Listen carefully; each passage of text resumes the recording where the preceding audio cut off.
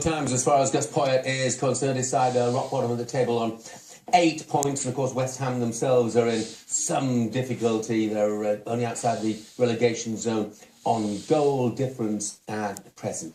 Big Sam, of course, himself, doing some past as a former Sunderland defender. Chris Kamara is down at Upton Park. Afternoon to you, Kammy. Afternoon, Jeff. Reading in the papers this morning that David Sullivan said... I don't know what you're saying, Jeff, because I've lost you. I've lost all sound.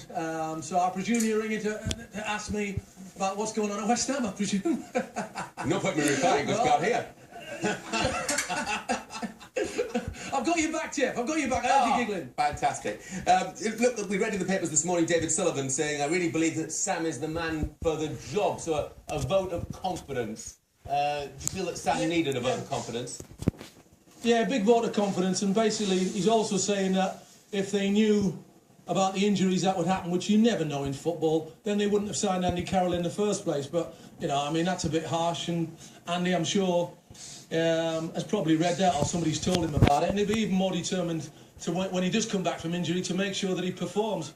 But Sam doesn't want that issue of that being taken away from what's needed to be done today. He just makes sure, I've spoken to him, that the players who go out on the pitch today know what's expected of them. This is a big game for them. It's a game that they need to win, and it's highly important for him and the football club. And, you know, a vote of confidence is, we all know what they're about, Jeff. You know, if you were to lose today, it doesn't mean a thing. Does he feel there's enough quality in the West Ham squad at the moment, Kammy, or does he feel that they will have to strengthen in January? Yeah, of course. Well, you know, you can't rely on the one striker, and obviously Carlton Cole's come back as well. So he knows that he needs another striker.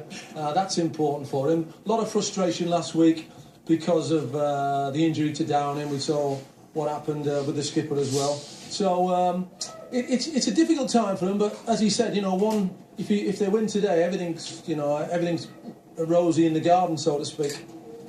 But on the other hand, it's a double-edged sword, isn't it? Because Sunderland, rock bottom, you know, West Ham fans will go along today expecting that they will win. Yeah, expecting to win. But as far as Sunderland are concerned, Jeff, you know, if it wasn't for bad luck, they wouldn't have any luck at all, would they? You know, basically in the last few weeks, anything that could possibly go against them has gone against them. And that's got to turn at some stage, or it normally does.